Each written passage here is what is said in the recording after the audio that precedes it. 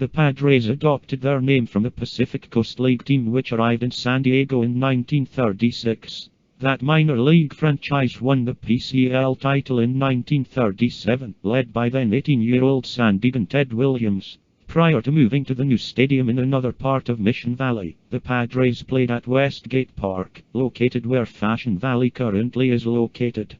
In 1969, the San Diego Padres joined the ranks of Major League Baseball as one of four new expansion teams, along with the Montreal Expos, now the Washington Nationals, the Kansas City Royals and the Seattle Pilots, now the Milwaukee Brewers. Their original owner was C. Arnold Smith, a prominent San Diego businessman and former owner of the PCL Padres, whose interests included banking, tuna fishing, hotels, real estate and an airline. Despite initial excitement, the guidance of longtime baseball executives, Eddie Leishman, Doc Matei, and Buzzy Bogossi, as well as a new playing field, the team struggled. The Padres finished in last place in each of its first 6 seasons in the NL West, losing 100 games or more 4 times. One of the few bright spots on the team during the early years was first baseman and slugger Nate Colbert, an expansion draftee from the Houston Astros and still as of 2015 the Padres' career leader in home runs. Before the 1974 season began, the Padres were on the verge of being sold to Joseph Danzansky, who was planning to move the franchise to Washington, D.C. in time for the upcoming season. New uniforms were designed for the team, which was planning to be renamed to the Washington Stars. Given the uncertain status of the Padres, Topps printed 2 sets of baseball cards for the team, splitting production between one set with San Diego and Padres as banners, and another with Washington and Natoli, meaning National League. However, the sale to Danzansky became tied up in lawsuits, and Smith instead sold the team to McDonald's co-founder Ray Kroc for $12 million, saving baseball in San Diego. In his first home game as the Padres' new owner in 1974, Ray Kroc grabbed the public address system microphone and apologized to fans for the poor performance of the team, saying, "I have never seen such stupid ball playing in my life." At the same time, a streaker raced across the field, eluding security personnel. Kroc shouted, "Throw him in jail." The following season, 1975, would be the first season that the Padres would not finish in the National League West, cellar finishing 4th, and brought the promise of an owner who would make the necessary changes to the organization. Nate Colbert is one of 2 Major League Baseball players, with Stan Musial the other, to have hit 5 home runs in the doubleheader, a feat he accomplished as a Padre. He collected 13 RBIs in that doubleheader, still a Major League record. Although the Padres continued to struggle after Colbert's departure via trade to the Detroit Tigers in 1974, they did feature star outfielder Dave Winfield, who came to the Padres in '73 from the University of Minnesota without having played a single game in the minor leagues. Winfield was also drafted by the Minnesota Vikings of the National Football League, the Atlanta Hawks of the National Basketball Association, and the Utah Stars of the American Basketball Association. Winfield took over where Colbert left off, starring in the Padres outfield from 1973 until 1980, when he joined the New York Yankees. In 7 seasons, Winfield played in 1,117 games for San Diego and collected 1,134 hits, 154 home runs and drove in 626 runs. But most importantly, he helped the team out of the National League West basement for the first time in '75, under the guidance of manager John McNamara, who took over the club at the start of the '74 season. Winfield's emergence as a legitimate star coincided with the turnaround of a promising young left-handed pitcher named Randy Jones, who had suffered through 22 losses in 1974.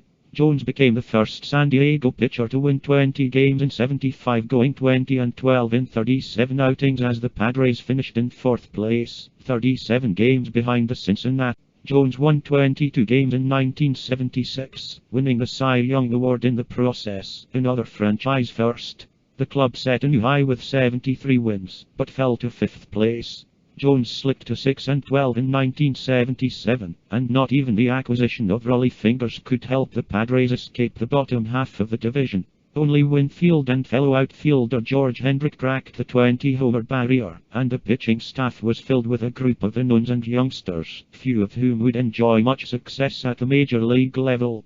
The 1978 season brought hope to baseball fans in San Diego, thanks to the arrival of a young shortstop named Ozzie Smith, who arrived on the scene and turned the baseball world on its ears with an acrobatic style that redefined how the position should be played in the field. The Padres hosted the All-Star Game that summer. The National League won the contest thanks to an MVP performance by Los Angeles Dodgers first baseman Steve Garvey, who would play a crucial role for San Diego in the not-too-distant future. Winfield and Fingers represented the team at the game, but conspicuously absent was starting pitcher Gaylord Perry, who joined the Padres after spending 3 years with the Texas Rangers. At 39 years of age and coming off a 15-14 season with Texas, little was expected of him. All Perry did that summer was post a 21-6 record, edging Montreal's Ross Grimsley to earn the Padres' second Cy Young Award in 3 seasons. San Diego also picked up another first that summer, compiling an 84-78 mark for manager Roger Craig, the only time in 10 seasons the team finished a season with a winning percentage above .500. The good times did not last, as the Padres closed out the decade with another losing season in '79 that cost Craig his job. Winfield was the lone bright spot, leading the National League with 118 RBIs. The good times continued to fade out as Winfield signed a 10-year contract with the New York Yankees after the 1980 season. The 1984 season began with a shock. Ray Kroc died of heart disease on January 14th. Ownership of the team passed to his third wife, Joan Kroc. The team would wear his initials, RAK, on their jersey's left sleeve during the entire season, as well as the 85 and 86 seasons. Fortunately, happier times were ahead for the team. The Padres finished at 92-70 in 1984 and won the National League West Championship, despite having no players with 100 RBI and only 2 batters with 20 home runs. They were managed by Dick Williams and had an offense that featured veterans Steve Garvey, Gary Templeton, Greg Nettles, Alan Wiggins, as well as Hall of Famer Tony Gwynn, who captured his first of what would be 8 National League batting championships that year. He would also win in 87 through 89 and from 94 through 97. Gwynn shares the National League record with Honus Wagner. Gwynn, who also would win 5 National League Gold Gloves during his career, joined the Padres in '82 following starring roles in both baseball and basketball at San Diego State University. He still holds the school record for career basketball assists, and after having been selected in the previous year by both the Padres in the baseball draft and by the then San Diego Clippers in the National Basketball Association draft. In the '84 NLCS, the Padres faced the NL East champion Chicago Cubs, who were making their first postseason appearance since 1945 and featured NL Most Valuable Player in Sandberg and Cy Young Award winner Rick Sutcliffe. The Cubs would win the first 2 games at Wrigley Field, and were less than 2 innings away from a series sweep when their luck changed. The Padres swept the final 3 games at then San Diego Jack Murphy Stadium, the highlight arguably being Steve Garvey's dramatic, game-winning home run off of Lee Smith in Game 4 to win the 1984 National League pennant. Gossage, a former New York Yankee, said the San Diego crowd at Game 3 was the loudest crowd I've ever heard anywhere. Gwynn agreed as well. Jack Murphy Stadium played Cub-Busters, a parody of the theme song from the 1984 movie Ghostbusters. Cub-Busters t-shirts inspired from the movie were popular attire for Padres fans. In the 1984 World Series, the Padres faced the purple Detroit Tigers, who steamrolled through the regular season with 104 victories. The Tigers were managed by Sparky Anderson and featured shortstop and native San Diegan Alan Trammell and outfielder Kirk Gibson, along with Lance Parrish and DH Darrell Evans. The pitching staff was bolstered by ace Jack Morris, Dan Petrie, Milt Wilcox and closer Willie Hearn NDEZ. Jack Morris would win games 1 and 4 and the Tigers would go on to win the series 4-1. After the Padres won the pennant in 1984, they had some tough times. Tony Gwynn continued to win batting titles, including batting .394 in 1994. The Padres would come close in '85. They would field 8 All-Stars: manager Dick Williams, Tony Gwynn, Greg Nettles, Rich Gossage, Terry Kennedy, Gary Templeton, Steve Garvey, and Lamar Hoyt at the 1985 All-Star Game in Minnesota. However, They collapsed at the end of the season, finishing tied for third with the Houston Astros behind the Los Angeles Dodgers and Cincinnati Reds. Williams was let go as manager just before 1986 spring training. His difficulties with the Padres stemmed from a power struggle with team president Ballard Smith and general manager Jack McKeon. Late in the '86 season, Gossage was suspended and then reinstated with a $25,000 fine for behavior not in the best interest of the team. Gossage said that Smith wants chore boys and not winning players, and that Smith just listens to what Mom says, a reference to Padres owner Croc, Smith's mother-in-law. Gossage also said Croc was poisoning the world with her cheeseburgers. He later apologized to McDonald's, which Gossage said his family would continue to frequent. In 1987, rookie catcher Benito Santiago hit in 34 straight games, earning him the NL Rookie of the Year award. However, the Padres finished dead last in ATSEVN, thanks to the managing of the tempestuous Larry Bowa. The next season, rookie second baseman Roberto Alomar would make his debut, forming a double-play combination with veteran shortstop Gary Templeton. During the 1988 season, Bowa was replaced by Jack McKeon and the Padres won 83 games, finishing in third place. Team president Chub Feeney resigned after giving the finger to fans carrying a sign reading "Scrub Chub" on Fan Appreciation Night. In '89, the Padres finished 89 and 73 thanks to Cy Young Award-winning closer Mark Davis. Between 1989 and 1990, friction dominated the Padres clubhouse as Tony Gwynn had constant shouting matches with slugger Jack Clark. But as the franchise player, Gwynn prevailed as Clark finished his career with the Reds. Midway through the 1990 season, Joan Kroc wanted to sell the team, but she wanted a commitment to San Diego. Kroc sold the team to television producer Tom Werner. Just under 6 weeks into his new ownership role, Werner attempted to cross-promote the team with one of his television series in between games of a two-night doubleheader versus the Cincinnati Reds at Jack Murphy Stadium on July 25, 1990. On an evening billed as Working Women's Night at the ballpark, he had invited Roseanne Barr, the eponymous star of one of his sitcoms, to perform the Star-Spangled Banner. She comically sang the national anthem with a loud, screechy voice. After finishing her rendition, she grabbed her crotch and spat at the ground in an attempt to parody baseball players. The publicity stunt was met with condemnation from baseball fans, sports writers, and even the president, some of whom called it either the Bar-Mangled Banner or the Bar-Strangled Banner. Under Werner, the old brown that remained in Padres uniforms since their inception were supplanted by navy blue, a nod to the vintage 1940s PCL franchise colors. A trade was also made with the Toronto Blue Jays where Joe Carter and Roberto Alomar were traded for Fred McGriff and Tony Fernandez. In 1992, the Padres lineup featured the four tops: Gary Sheffield, Fred McGriff, Tony Fernandez, and Tony Gwynn.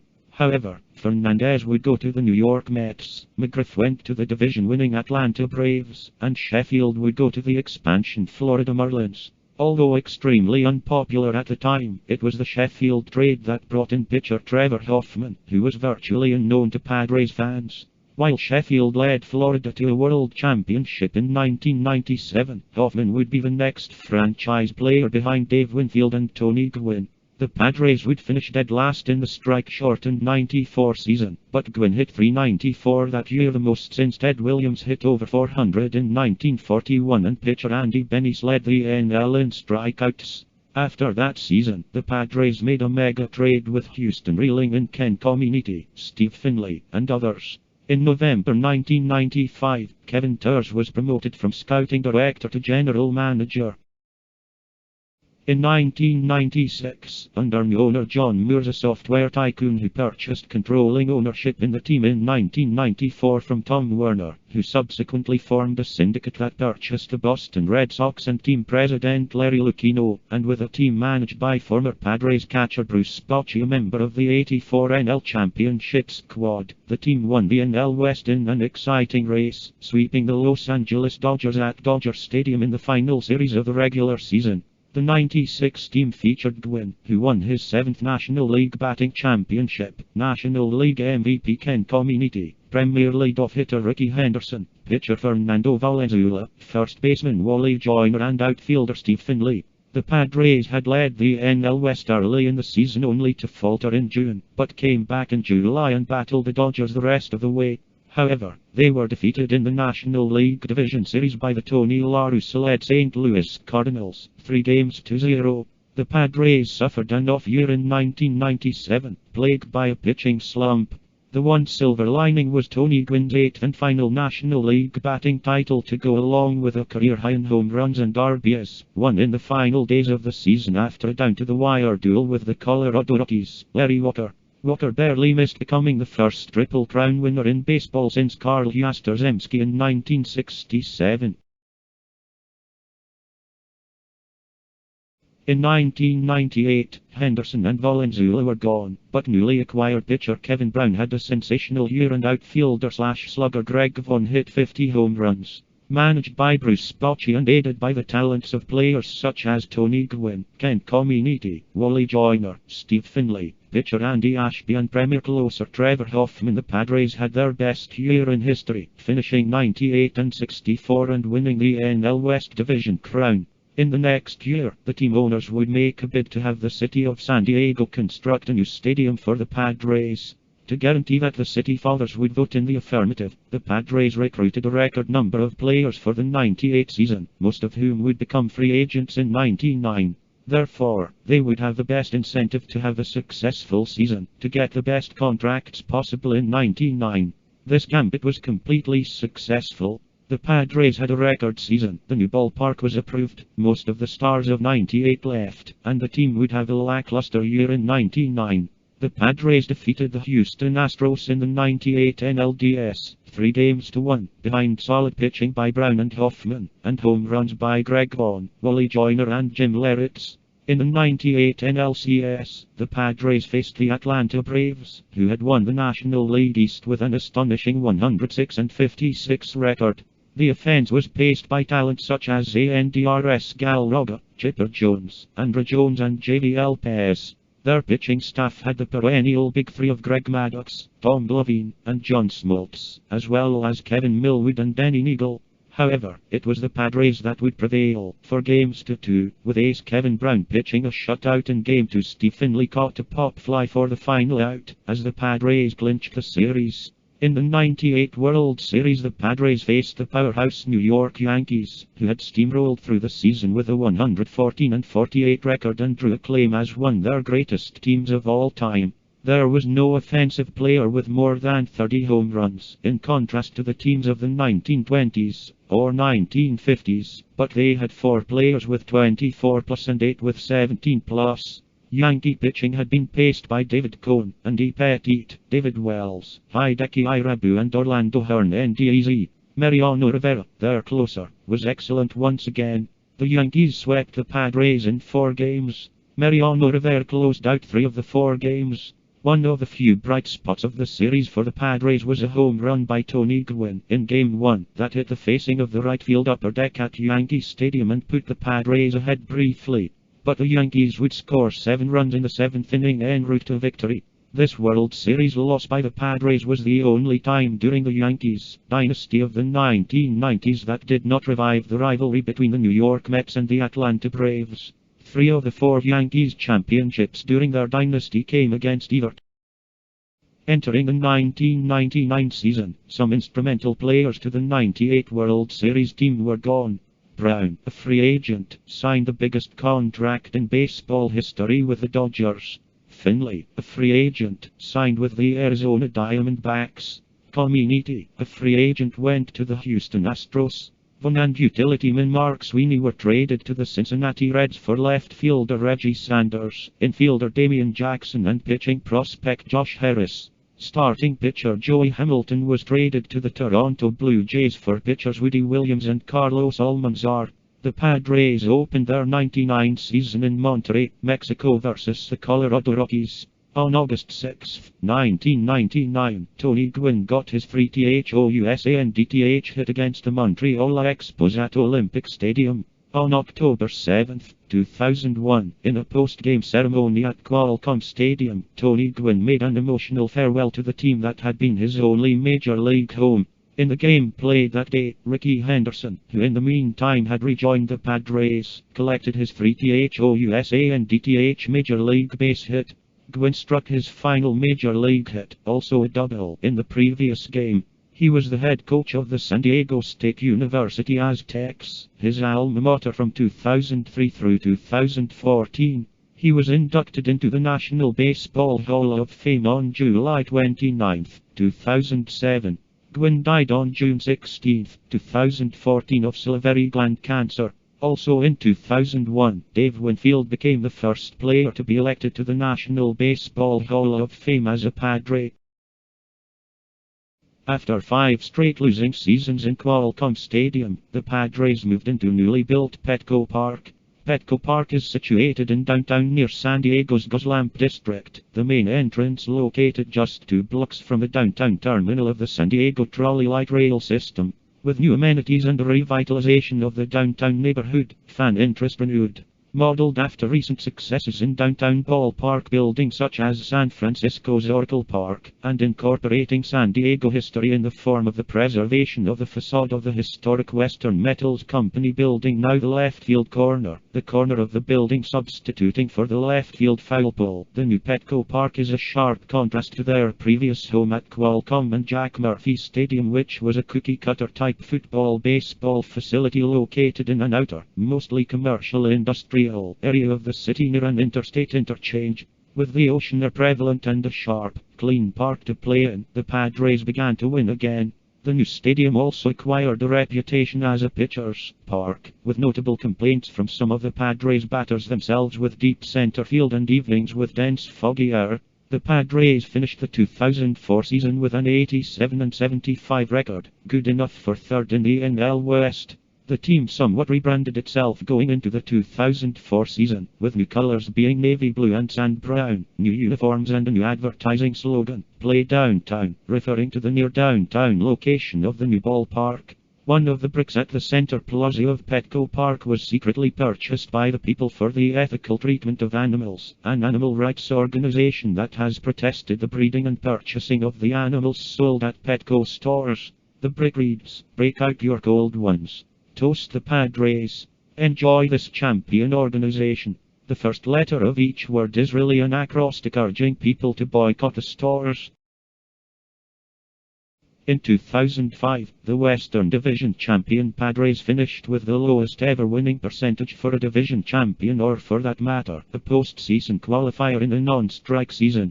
3 teams in the Eastern Division finished with better records than San Diego but failed to qualify for the playoffs, including second place Philadelphia, which won 88 games and all 6 of its contests with the Padres. There had been some speculation that the Padres would be the first team in history to win the division and finish below 500, but their victory over the Los Angeles Dodgers on September 30th gave them their 81st victory. In the 2005 NLDS, the reigning National League champion St. Louis Cardinals, who finished the season with the majors' best record, swept the Padres in 3 consecutive games. Thus the Padres finished the season with an overall regular and postseason record of 82 and 83, the first postseason qualifier in a normal-length season to lose more games than it won overall. The 2005 Padres featured bright spots, however, including ace pitcher Jake Peavy, the NL strikeout leader, and closer Trevor Hoffman, who claimed his 400th save. The Padres started April 2006 with a 9-15 record and were stuck in the cellar of the NL West. However, after going 19-10 in May, the club moved into first place in the division. Closer Trevor Hoffman was elected to the 2006 MLB All-Star Game in Pittsburgh, Pennsylvania, threw 1 inning in that game and got a loss. On September 24th, the last home game of the regular season, Hoffman became the all-time save leader when he recorded his 479th career save, breaking Lee Smith's record of 478. The 2006 Padres would attribute their success largely to the team's pitching staff. Their ERA was 3.87, first in the NL and trailing only the Detroit Tigers in all of MLB. On September 30th, 2006, the Padres clinched a playoff berth with a win over the Arizona Diamondbacks. In the final game of the season, the Padres defeated the Diamondbacks to win back-to-back division titles. For the first time in team history, they were tied with the Dodgers for the division title, but because of winning the season series against them, the division title went to them and the wild card went to the Dodgers.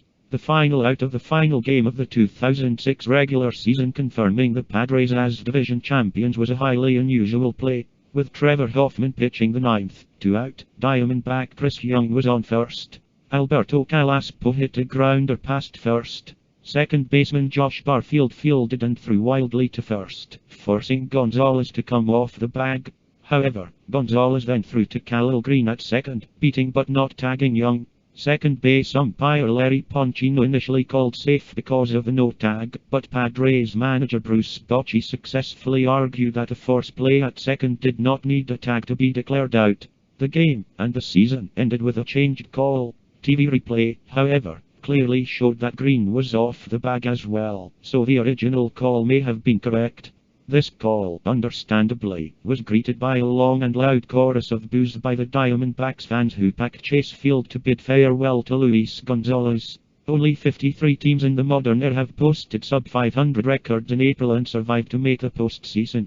The San Diego Padres achieved the feat in both 2005 and 2006. The Padres opened the 2006 National League Division Series at home against the St. Louis Cardinals on Tuesday, October 3, 2006. After losing the first two games at home, they won Game 3 at Busch Stadium, but were eliminated with a loss in Game 4, when the Cardinals, who trailed before their first at-bat, scored 6 unanswered runs, 2 in the first, and 4 in the sixth, for the win. After the end of the 2006 season, the Padres had an overall postseason record of 12-22, losing 10 of their last 11 games since winning the National League pennant in '98. One key off-season trade between the San Diego Padres, general manager Kevin Turrs, and the Texas Rangers, general manager John Daniels, would prove to have a dramatic impact on their 2006 season. The Padres dealt starting pitcher Adam Eaton, middle reliever Akinori Otsuka, and minor league catcher Billy Killian in exchange for starting pitcher Chris Young, left fielder Termal Sledge, and first baseman Adrian Gonzalez. Gonzalez would take over the everyday duties at first base. Chris Young proved to be the real story. 2006 also ended up being the last year of Bruce Bochy's tenure as the manager of the Padres, taking the managerial position for their divisional rivals, the San Francisco Giants. He was replaced by Bud Black, a San Diego State University alumni and former pitching coach of the Los Angeles Angels of Anaheim. The Padres ended the regular season in an 89-73 tie for the NL wildcard with the Colorado Rockies. In a cruel piece of irony, on September 29, 2007, the Padres were within 1 out and 1 strike of clinching the National League wildcard berth, but Tony Gwynn, Jr., son of the longtime Padres legend, tripled against Hoffman to tie the game. The Padres went on to lose that game, and the one that followed, even though the Milwaukee Brewers had been eliminated from the pennant race and had nothing left to play for. The Padres then met the Rockies on October 1st in Denver for a one-game playoff to decide the wild card winner.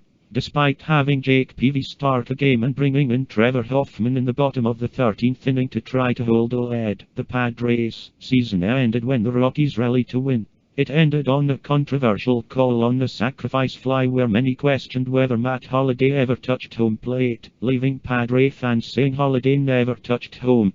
The umpire of that game claimed that the catcher, Michael Barrett, was blocking the plate before he had possession of the ball. Therefore, Holliday was ruled safe. On November 15th, Jake Peavy won the National League Cy Young Award by unanimous ballot. He was the fourth Padre to capture the pitching award. The Padres entered the 2008 offseason with a number of questions, including the ability of Trevor Hoffman to close games past his 40th birthday, the ongoing inability to hold runners on base. The Padres' caught-stealing ratio in '07 was one of the worst in baseball history, 2 holes in the back of the starting rotation, and the possible departure of Mike Cameron to free agency. The 2 holes in the rotation were filled by former Dodger Randy Wolf and Mark Prior, and the club dealt for Jim Edmonds to replace Cameron. Additionally, Milton Bradley was signed by the Texas Rangers. The Padres signed Mark Prior to a 1-year deal in the off-season. Pryor, a University of San Diego HS graduate, joined a team that consisted of players that were also local prep stars: Brian Giles, Adrian Gonzalez, and Scar Robles. Recent Padres teams had also included Dave Roberts, David Wells, and Marcus Giles. In March 2012, Moore withdrew his application to complete the full purchase of the Padres. He stepped down as CEO of the Padres later that month, but remained with the team as vice chairman. Media outlets including UT San Diego, Fox Sports, and Associated Press speculated that Moore was short of the needed support of 22 MLB team owners to complete the purchase of the Padres. Moores declared that the entire team was up for sale again in April, citing the good opportunity in the market after the record $2 billion sale of the Los Angeles Dodgers. In August, MLB approved Moore's $800 million sale of the Padres to a group led by beer distributor Ron Fowler that included 4 heirs to the Omley family, who owned the Dodgers for 5 decades. The sale completed on or before August 28, 2012. As much as $200 million of the sale price includes the team's 20% stake in Fox Sports San Diego. Members of the Omley family include Kevin and Brian Omley, who are the sons of former Dodgers owner Peter Omley and grandsons of Walter Omley, the owner who moved the Dodgers west from Brooklyn after the 1957 season. Peter and Tom Seidler are the nephews of Peter Omley. Fowler was named the ownership group's executive chairman and was named the Padres representative in all league meetings. He was the first locally based control person of the team since founding owner C. Arnholt Smith. The team would not post a winning record for the remainder of the decade. Bob Black was fired in the middle of the 2015 season and was replaced by Andy Green after the season. On February 21, 2019, the Padres signed Manny Machado to a record-breaking 10-year, $300 million contract. However, Machado was unable to prevent San Diego from finishing last in their division in 2019. The Padres were one of 4 teams to never reach the postseason during the 2010s, the others being the White Sox, the Mariners, and the Marlins. During the 2020 season, the Padres became the only team in MLB history to hit a grand slam in 4 consecutive games in their August 17 to August 20 series against the Texas Rangers. In the pandemic-shortened season, the Padres went 37-23 in qualifying for the playoffs for the first time since 2006, winning the best-of-3 wild-card series against the St. Louis Cardinals before being swept in the NLDS against the eventual World Series champion Los Angeles Dodgers. On the 9th of April 2021, starting pitcher Joe Musgrove threw the first no-hitter in franchise history against the Texas Rangers.